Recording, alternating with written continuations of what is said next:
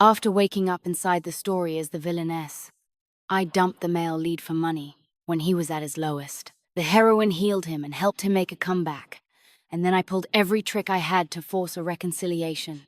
The night before, I begged him to take me back. I hesitated. Is he really not going to kill me? The system immediately pulled up the male lead's video feed. At that same moment, the male lead, now a ruthless, decisive business tycoon, sat sleepless by the window, clutching our photo and crying after just hearing news about me. System. See? He's madly in love! After an unexpected death, I've been inside this novel for 16 years. Following the system's script, I've dutifully played the villainess. I deliberately approached the male lead, Jason, did everything for him, and lured him into falling for me, bit by bit, until he fell completely. We were together 7 years, he bought me. Designer bags, a car, an apartment, the biggest diamond ring. Everyone envied me. Until the Smiths ran into trouble and went bankrupt overnight. After he was forced to sell off and mortgage everything, Jason tried to find me only to discover I'd already blocked him everywhere and flown abroad with all the luxury gifts he'd given me. The golden boy fell into the mud, and the one he thought loved him most walked away. That day, he nearly broke. He couldn't believe I'd abandoned him. He searched for me like a madman, and all he heard was, "Her?" The minute she heard your family went bankrupt, she packed up and bolted. The boy's slight frame wouldn't stop trembling, and big tears hit the floor one after another, pathetic and down and out. So when the system rolled out a new plotline telling me to go back and ask Jason to reconcile, I balked. When I left back then, I didn't leave a word, snapped my SIM card, deleted everyone. Obviously, Jason must hate me to the core by now. What's more, after that stretch of darkness, he's already become a powerhouse in the business world. Iron-fisted, with power and clout. Me, the villainess who hurt him that deeply. He'd only take revenge and finish me off, right? The system still insisted. Host, that's the plot. The male lead is gradually being healed by the heroine. It's your cue. Simple.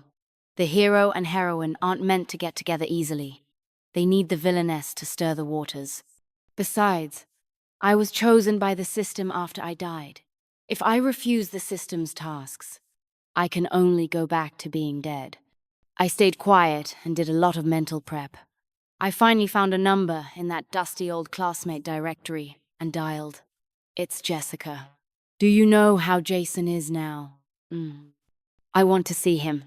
When Isabel came to pick me up at the airport, her eyes were red. She saw me and turned away in a huff. I jogged over with my suitcase. What's wrong? Isabel's eyes were already brimming. She glared at me. You've got a lot of nerve asking. You vanished for 4 years, and the first thing you do is ask about someone else. I had nothing to say. Isabel is my best friend in this world. We were inseparable at school, and after graduation we even bought apartments across the hall so we could drop by each other's places every day. But to leave Jason cleanly enough, the system forced me to cut ties with everyone connected to him, her included. I mumbled for a long while, and finally squeezed out, I'm sorry. I didn't say why I left, and Isabel didn't ask. Only on the drive back, after hesitating a long time, did she speak. Jason has another girl around him now, did you know? I froze.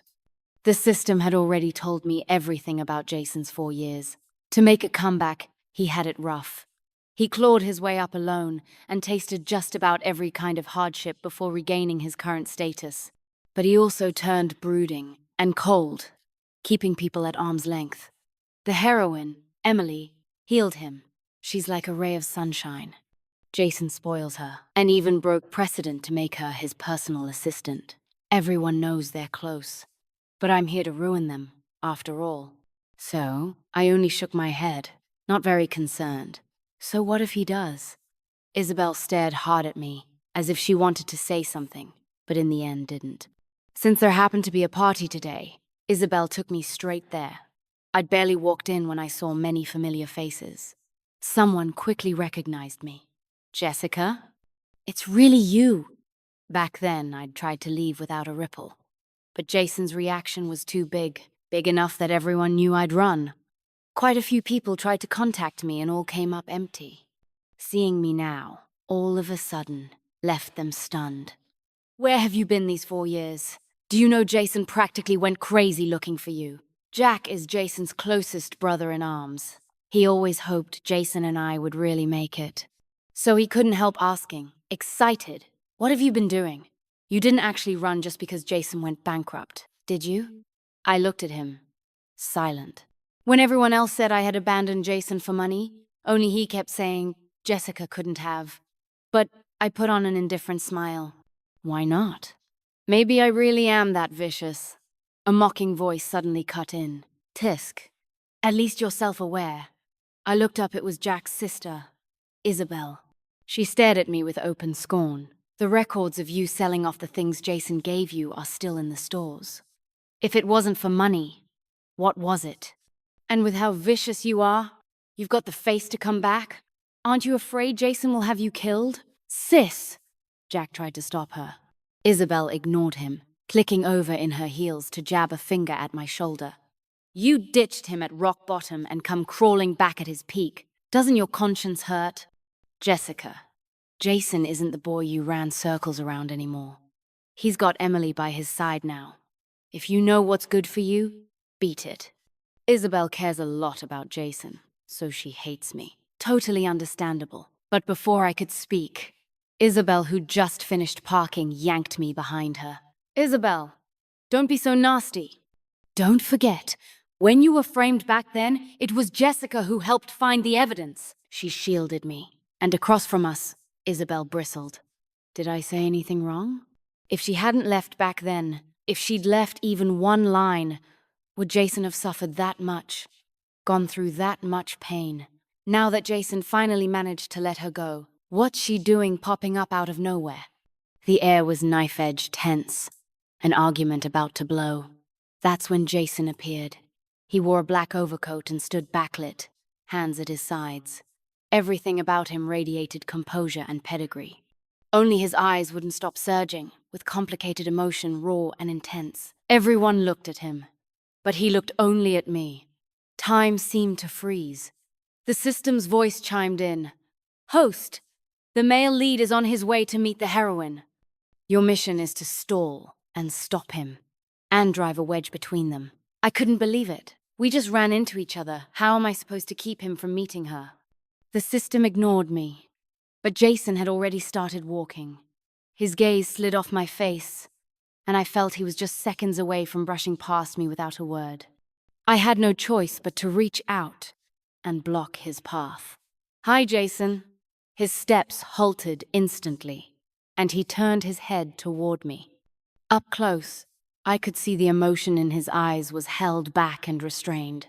I'd expected hatred, but there didn't seem to be any.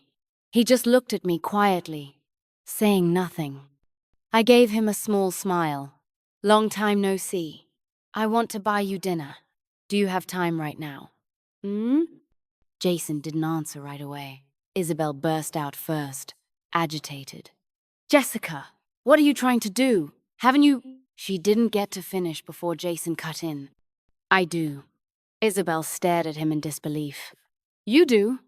Jason, have you forgotten? Emily is still... Jason interrupted her again. I have time. He ignored everyone else, looking only at me. Something like anticipation flickering in his eyes. His tone was even a bit cautious. Where to? I looked up, stunned. That easy? I was afraid that if I hesitated even a second, Jason might change his mind. But I hadn't picked a restaurant beforehand. I could only blurt out the one I knew best. FR. How about there? Back when we were dating, that was the place we went most often. We'd even spent several anniversaries there. I watched Jason's reaction carefully. His lips pressed slightly together, and some emotion seemed to bloom in his eyes. Okay, he agreed almost instantly. Isabel was fuming. Jason, don't let her fool. Again, Jason cut her off. Do me a favor and tell Emily to head back for now. His tone was calm, but left no room for argument. Isabel choked on her words and could only glare at me. Jessica, don't think I don't know what you're up to. I pretended not to hear her. The restaurant was still a bit of a drive away. Jason led me to the parking lot. He had a new car now, no longer the one I remembered. I asked casually, "When did you change cars?" His movement froze mid-step. His mouth opened slightly, and he turned his head away from me. The old one. I had to pawn it. I suddenly remembered when the Smiths went bankrupt. Jason had been forced to sell almost everything of value, including the car we'd picked out together. Realizing the air had turned a bit heavy, I was just about to say something when Jason spoke again, his voice low. When I had money again, I wanted to buy it back, but the owner had wrecked it. Couldn't be fixed. His voice got quieter and quieter until it was almost inaudible. His eyes were downcast, like a child caught doing something wrong. A strange ache twisted in my chest. After a long pause, all I could manage was, "That's a shame." I didn't dare look at him and reached for the back door, but Jason's hand stopped me. He shifted slightly, blocking my way. "Sit in front." His eyes flicked toward the passenger seat. I didn't refuse. I just couldn't shake the feeling that Jason now wasn't quite the Jason I'd imagined. I was still mulling it over when a phone started ringing. I glanced over. The system immediately shrieked, "Host, stop her!" Then I saw the name glowing on Jason's screen, Emily. The system's voice sped up. "The heroine is calling to get answers. You need to work harder to create a misunderstanding. Don't let him answer." I'm usually slow-paced, but the system's words lit an odd life-or-death urgency under me. Meeting Jason's eyes, my face was tense. He asked, "What's wrong?" I looked straight at him. "Can you not pick up?" Jason understood my meaning instantly, but his finger still hovered over the answer button. He held my gaze, impossible to read. The system was still yelling in my ear, "Host!" When Jason stayed silent, I bit down and added, "I don't want us to be interrupted." Then, I gave him a sorrowful look. Jason's long fingers tensed in midair. After a pause, he rasped out, "Okay." His fingertip moved, ending Emily's call. The system chuckled darkly. "Host, picking you as this villainess was the right call. Me. Dinner was supposed to be on me, but Jason led me the whole way. 4 years, and the restaurant was almost unchanged. The receptionist still greeted Jason warmly. "Mr. Jason, same room upstairs?" Because I loved their food and that corner private room upstairs with the ocean view. Jason had even paid to reserve it long-term, so I could come any time. On the way up, I asked vaguely, "Is that room still reserved?" The waiter smiled. "Yes. When it expired 2 years ago, Mr. Jason booked it for another 10 years. 2 years ago?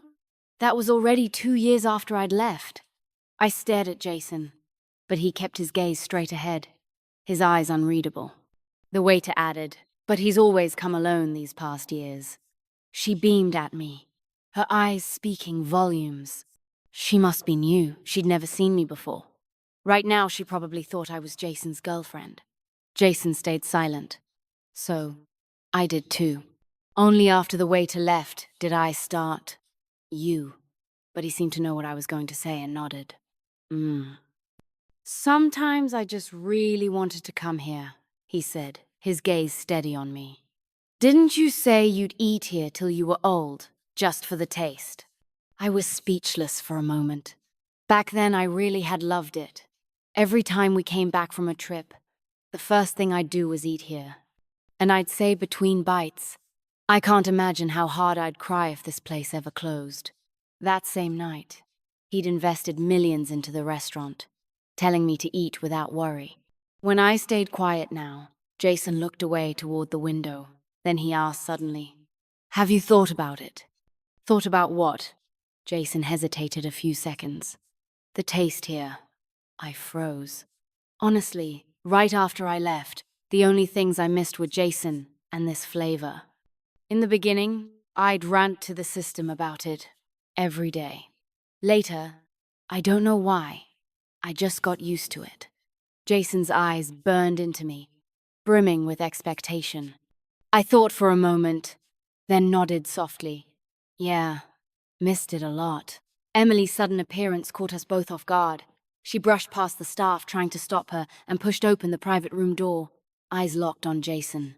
It wasn't until the system's piercing alarm blared that I realized the girl in the elegant dress and perfect makeup standing before us was Jason's destined heroine. Emily's gaze was both hurt and defiant. Jason, I told you I had something important to tell you today. As his assistant, she could call him by name. Clearly, she'd been spoiled. The system shouted, "Host, today the heroine was going to confess to the male lead." She got stood up, came looking for him herself. Think of something. Quick. Having never faced something like this before, my mind went blank. What? A confession? Aren't you the system? And you're telling me to think? System. Now's not the time to split hairs. While I was dazed, Emily had already stepped right up to Jason, her big dark eyes shimmering with tears. Jason calmly set down his teacup and looked up. I asked Isabel to pass along my message. His tone was steady, unreadable. Emily's tears spilled over instantly. She glanced at me, still frozen, and wiped her eyes. You didn't come see me just because of her? You never let me into this room before. Why does she get to sit here? She pointed straight at me without hesitation. Do you still like her? One question silenced all three of us. I looked up in shock, then dropped my gaze awkwardly. Jason rubbed his temples. Emily, you're overstepping. The faint edge of anger in his voice was unmistakable, but Emily ignored it. Her finger jabbed even more sharply toward me. Jason, have you forgotten she dumped you for money? She only cares about your money. She's nothing but a gold digger. When that last word fell, Jason lost his patience. He shot to his feet, pried her pointing hand away from me. Pointing at people is rude, and what you just said is even ruder. And Emily, assistant, this is not work hours. This is my personal time. If you insist on intruding, I won't hesitate to fire you. Emily ran out in tears. I watched her back, my mouth twitching. System, are you sure that's the heroine? The so-called little son of the story looked more like a chili pepper. Even the sweet damsels in novels didn't act like this. The system scrambled through its data. It does seem there's been some deviation. I pouted. Might as well make me the heroine. The system went quiet, like it had gone into maintenance mode.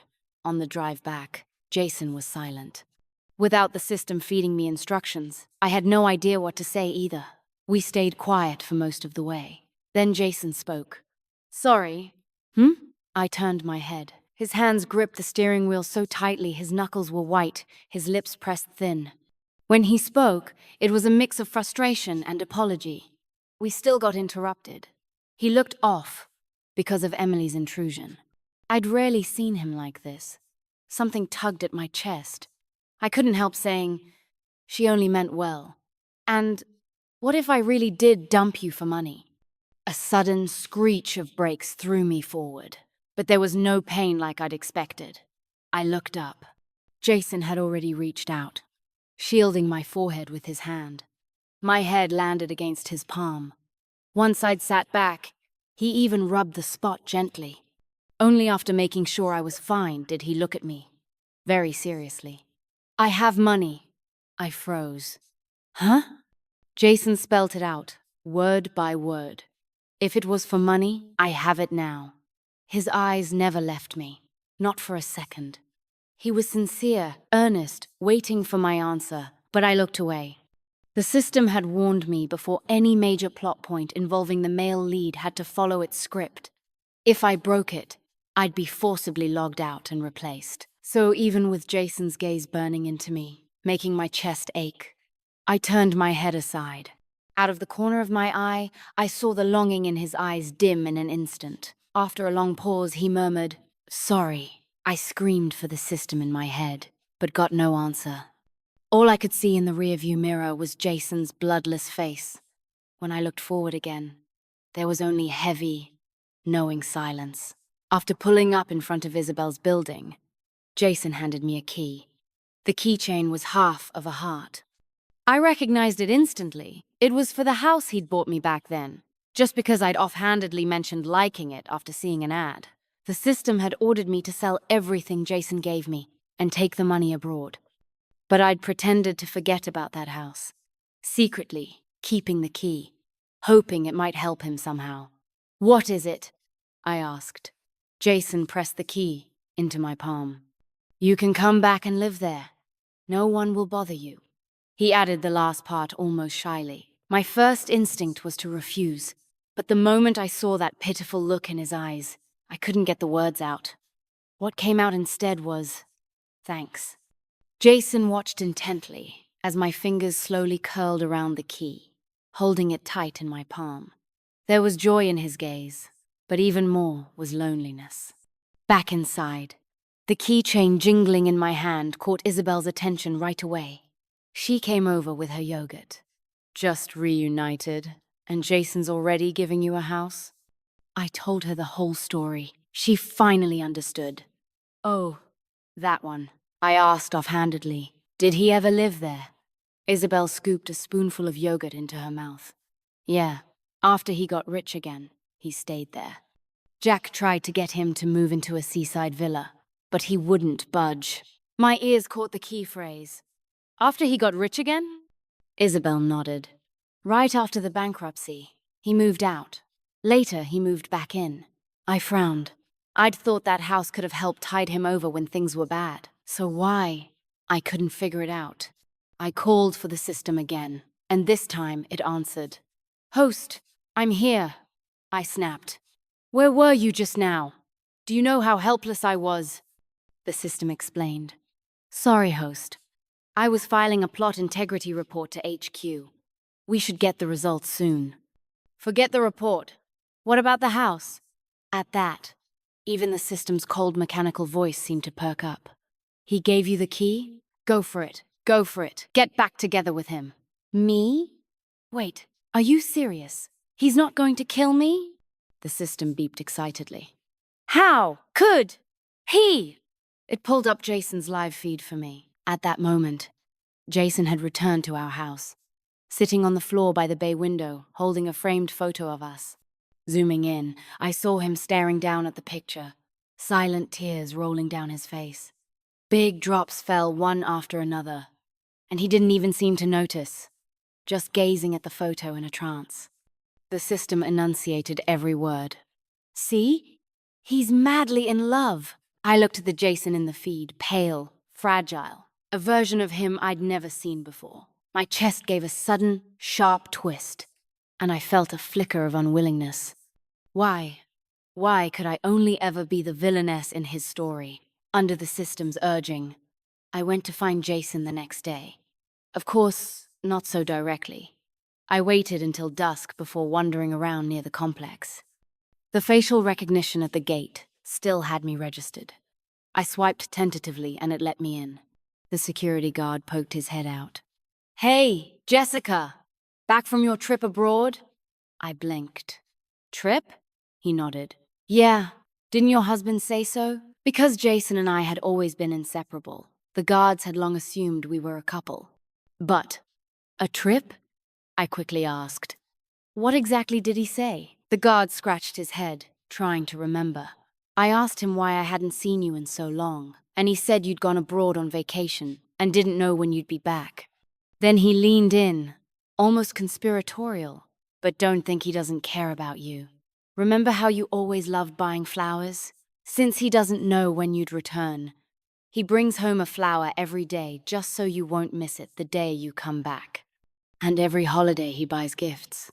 I've seen him carry in huge boxes, though I never asked how he sent them.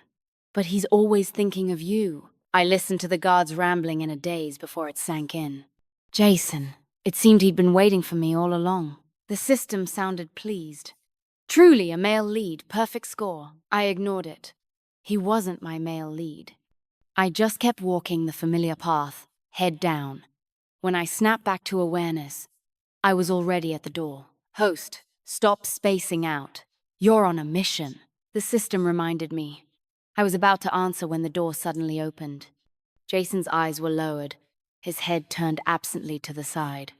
But the moment he saw me, the dark, heavy gloom in his gaze melted away. His fists clenched unconsciously. After a moment, he asked carefully, almost testing, "Jessica, you're willing to come back?" I followed him inside and found the place exactly as I'd left it 4 years ago. The tablecloth had faded from washing, but hadn't been replaced. The coffee table, rocking chair, display cabinet, even the sticky note I'd torn up before leaving had been pieced back together and stuck on the fridge. My eyes lingered on a few open photo albums, scattered on the table. Jason quickly strode over to close them, looking a little embarrassed. "I thought you wouldn't come, so I hadn't tidied up." I smiled. "It's fine." I took a few more steps before stopping abruptly. On a small stand near the balcony sat a bouquet of roses, blazing red in the warm sunset light. "Bought for someone special?" Jason said nothing, but didn't deny it. When he stayed silent, I teased, "Who'd you buy them for?" I thought he'd clam up again, but instead his eyes locked on me, steady and certain. "You!" I was still processing when he stepped quickly toward me, gaze intense. "I bought them for you. No one else." His words came faster than usual, like he was desperate to clarify. I couldn't help but laugh. "Anything else?" The look in his eyes shifted strangely, as if saying, "How do you know?" I just winked at him. He smiled helplessly, then walked to a corner and pushed open a door. "Can't hide it from you." The room had once been a storage space. All the piled clutter was gone, replaced by neatly arranged cabinets. Inside each cabinet were gift boxes of all sizes, meticulously wrapped. Every box had a card on top, crammed with writing. "Jessica, I couldn't get you diamonds this time, so I cut a few stones from raw myself and made necklaces. If you don't like them, just throw them away. Jessica, happy birthday. Was it a good one this year? Jessica, I've moved back into our home. Everyone congratulated me, but it just felt like you should be here. Jessica, your favorite cookie shop has a new flavor. I wanted to send you some, but didn't know how. Do you get cravings when you're out there alone? Jessica, the moon is so full tonight. I miss you." I flipped through until my hands froze. I stood there, motionless. Jason hurried up behind me. "What's wrong?" As he leaned in to see, I pecked him on the cheek. He froze for a few seconds. When he realized what had happened, his cheeks slowly flushed. He lifted a hand, fingers brushing the spot I'd kissed, eyes flickering with a jumble of emotions. I went on tiptoe, ready to push things further, when the system suddenly shouted, "Host, wait!" I almost lost the mood, but forced myself to ask, "What is it?" The system's voice was more urgent than ever. "The plot integrity report from last time is back. It shows the hero-heroine storyline has collapsed. Their romance progress is under 5%. I was stunned. "Then why did you say Jason was already healed by the heroine?" Here's the thing. Once the plot reaches a certain point, we run a full scan. The last scan showed the male lead's reclusiveness level under 10%, so we assumed he was healed. But checking the records, we found he'd never turned dark in the first place. I was confused. "What does that mean?" "It means your leaving hurt him, yes, but it didn't change his nature. So the heroine couldn't heal him, leaving their relationship stuck." A creeping sense of dread rose in me. Sure enough, the system said next, "So, host, your mission is now to hurt the male lead again, push him into darkness, so the heroine can heal him and fix the story." A crisp metallic clink rang out as the key I'd been clutching fell to the floor. Jason immediately looked alarmed. "What's wrong?" He held my shoulders. "Why do you look so pale?" I gave him a bitter smile and shook my head. "System, don't you think this is a bit cruel?" The system sounded almost apologetic. "I'm sorry, host. I know it's excessive, but these are orders from above." My vision swam. Jason's hand held me steady so I wouldn't collapse. "So, what's the next step in the script?" The system was silent for a moment. Use your relationship to trick the male lead out of all his assets. Then leave for abroad again. So he's completely crushed. But don't worry. Host the heroine will recover whatever you don't have time. To move within 3 months and use it to help him start over.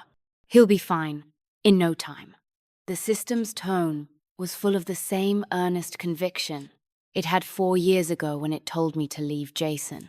I moved back into our old home. When Jason pressed me about why my face had suddenly gone pale that day, I told him it was low blood sugar. The next day, he brought in a family doctor to give me a full checkup. The conclusion was that I was perfectly healthy, with the only issue being a stiff neck from not sleeping well the night before. Only then did he visibly relax. I was lying on the sofa, watching the doctor leave, when a pair of warm hands cupped the back of my neck. Lowering his head, Jason began massaging me carefully, following the spots the doctor had pointed out. Did you sleep badly? Because you're not used to it here? I shook my head, turned over, and looped my arm around his neck. His ears turned red.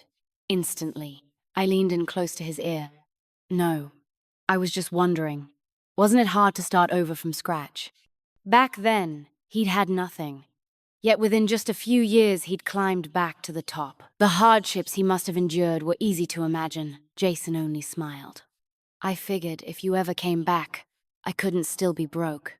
How would I deserve you? But I couldn't stop missing you.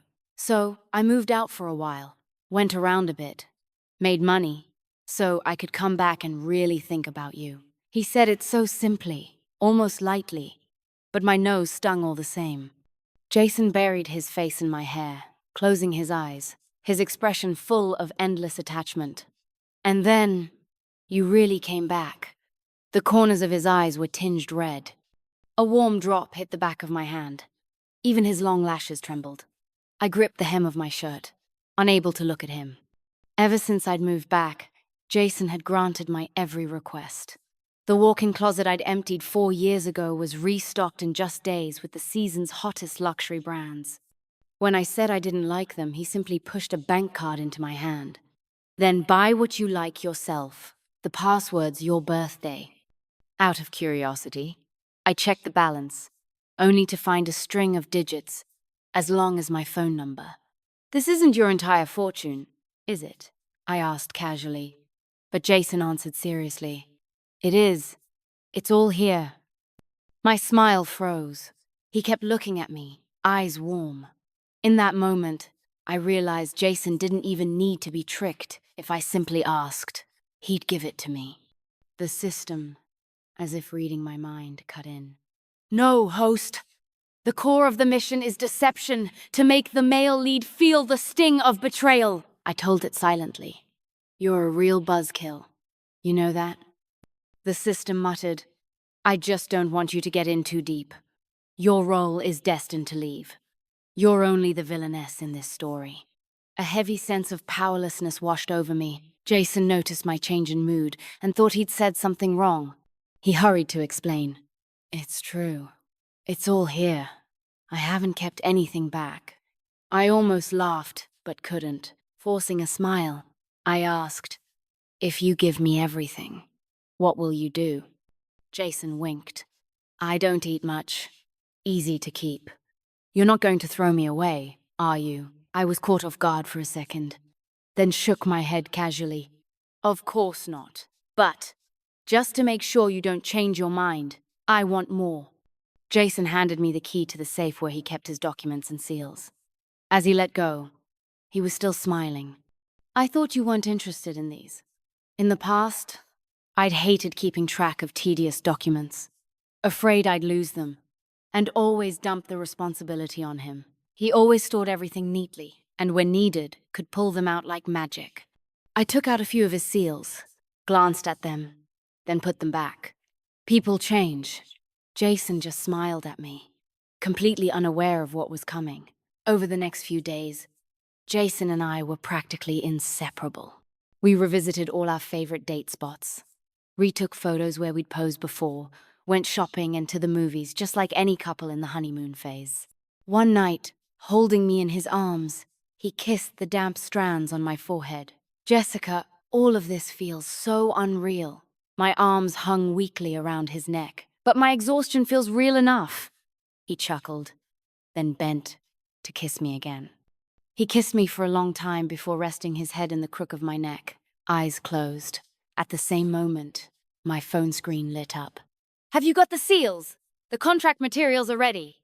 I looked at Jason lying in my arms, replied okay, and quietly turned off the phone. Before the hero finds out, the villainess's schemes always go smoothly. On the day of Jason's company's monthly meeting, I clung to him to keep him from leaving. Since I'd been glued to him every day lately, he didn't notice anything strange, just smiled, holding my hands around him. "What's wrong?" "I've got a meeting today." I refused to let go. "But today's our anniversary, and a brand just released new bags. I want you to come help me choose." Unable to resist me, Jason sighed, sent a quick message on his phone, and set it aside. "All right, I'll come." I broke into a grin. But soon Jason's phone rang. The caller was Emily. He was going to answer, but I said with feigned annoyance, "You're not going to work while you're with me, are you?" He withdrew his hand at once. "No." He sent a message and turned off his phone. On the drive to the store, Emily called several more times in a row. Though a bit spoiled, she was always competent at work. So such persistent calls struck Jason as unusual. Seeing his resolve waver, I leaned back in my seat, indifferent. "If it's that urgent, why don't you go? I can shop alone." Jason hesitated for a moment, then picked up. Emily's voice was urgent. "Mr. Jason, I think something's off today." But he cut her off. "I've got something on and can't make it. Handle anything that comes up." Jason helped me pick a few new bags and bought them without a blink. I linked my arm through his, smiling brightly, then spotted a dress across the way. "I want to try that one too." Jason smiled. "All right, go ahead. I'll wait." I chose a few pieces and had him pick one. With his choice in hand, I slipped into the fitting room. Jason sat quietly outside, waiting for me to finish. Nearly 10 minutes passed with no sign of me. He was about to ask a shop assistant to check, but she explained, "Our clothes are tricky. Customers often take a while to change." Jason still felt something was off. He went straight to the fitting room door and called my name several times, no answer. He kicked the door open to find the room empty, the dress he'd picked hanging on the wall. In that instant, panic hit him hard. But before he could worry about me, Emily called again. Emily's voice was both aggrieved and angry. "Mr. Jason, if you're going to sell the company, why wouldn't you give us a heads up? You won't even show up in person and just send a contract. What are you afraid of?" Jason froze for only a few seconds before my recent behavior flashed through his mind, and he instantly understood everything. He rushed into the fitting room to search the dress, and sure enough, inside was a letter. Holding the thin envelope, his eyes gradually turned red. I had slipped into the fitting room only to leave through a prearranged exit. By the time I reached the airport, I was still in a daze. The system was elated. "Congratulations, host. Another mission successfully completed. Now let's run a scan on the male lead, and this plot will be done." I stayed silent, giving it no response. After I passed through security, the system's scan results came in. Its tone was upbeat at first. "Scan result? Why is the darkening value still so low?" "What? You sold his company behind his back." It angrily pulled up the male lead's video feed. "I want to see what this love-struck fool is doing." Jason was still sitting right where he'd been waiting for me. Zooming in, I saw his eyes were bloodshot, and tears were streaming down in huge drops, falling onto the letter in his hands. He scrambled to wipe them away, afraid they'd smear the paper. And on that paper was what I'd written in secret while the system was recharging. "I'm sorry, Jason. I've deceived you again. You're a fool, so trusting you don't even realize you've been sold out. I never told you that I have something called the system. I have to complete its tasks, follow its plot, and play the villainess in your story. This time, it ordered me to use our relationship to take all your money. If I failed, the punishment would be never seeing you again." But since meeting you again, I've suddenly realized rather than letting you die never knowing I love you, hurting you over and over, I'd rather confess my feelings and then disappear. So this time, I chose you. The company seal I sold is fake. The real one's untouched. Just take it and compare. It'll teach you not to give away everything so easily. Jason, I love you. And now, goodbye. A teardrop fell on the final signature. The system nearly short-circuited. Host, are you insane? I simply sat quietly, waiting for the punishment. The system was in full meltdown. It's over. Everything's over. The story's completely off track. Host, you're done. I'm done. Even as it panicked, it was forced to run a full metric scan on this story world. But this time, I could actually see the results. The largest line read, story completion percentage, and the number was climbing fast, jumping from 30% to 80% in seconds. The system's image flickered like an old light bulb. I stared blankly as the completion rate shot past 90%. The system began to cry out in distress. What's happening? What's wrong with me? I could only watch as the two characters above its head, system, shattered into pieces. The fragments floated up and reassembled into 4 characters. Villain system. I was stunned. Then a few points of light drifted to hover above my head, forming the words, female lead, before sinking into me and vanishing. A deeper, more commanding electronic voice than the system's laughed. A pair of lovers torn apart by a villain system, only for the heroine to defy it for love. Doesn't that make a better story? The system was incredulous. Boss, that's not what you told me before. The voice faded. The original plot wasn't working anyway. This is the path the hero and heroine found for themselves, so you'll just have to deal with it. 7. The system was crushed. Somehow, it had gone from controlling the story to being the in-world villain system. It said it didn't affect its performance review with its superiors, but it was now the laughingstock of the system world. Utter humiliation. Utter humiliation. It kept ranting in my head until I had a headache. 7. Shut up! Its voice was quickly muted, apparently, because with my new heroine aura, it couldn't override me. Jason brought me a mug of hot milk and sat by the bed. So, that system won't control you anymore. I took the cup and nodded. After my role was switched at the airport, I'd immediately cancelled my ticket and gone back to find Jason. He was still sitting in the same spot, eyes so swollen from crying he could barely open them, yet still clutching that letter tight. When he saw me, 2 fresh tears slid down his face. Is this the system's punishment? To make me see your phantom and miss you forever? I reached out and pinched his cheek. He cried harder, cupping the spot I'd pinched. Feels so real, so real. I nearly laughed, then leaned close to his ear and shouted, Jason, I'm back again.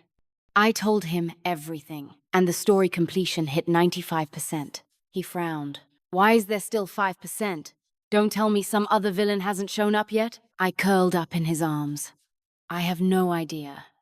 Jason held me in place and kissed my forehead. The completion rate ticked up by 0.3%. I froze, then tilted up to kiss his lips, and it rose another 0.5%. Jason seemed a bit startled by the sudden kiss, but adapted in 2 seconds. While I was still, he cradled the back of my head and deepened it. Our lips and tongues intertwined. Our breaths mingled, and my knees went weak. The rate jumped another 1%. When Jason finally let go of my lips, I told him what had happened. He thought for a moment, then suddenly rolled me beneath him. Alarmed, I blurted, What are you doing? His face was completely serious. I know how to finish the story. We have to do this to make it rise faster. His long fingers slid under my skirt, and as his fingertips traced over my skin, my face burned. Later, I could barely stand, but the completion was stuck at 99.99%. Jason, unwilling to concede, pulled me back to continue. The system finally reappeared. Host, unless you both die of old age, the story will never hit 100%. Exhausted, I said. What? Why didn't you say so earlier? The system's voice was faint. Because I'm the villain. System.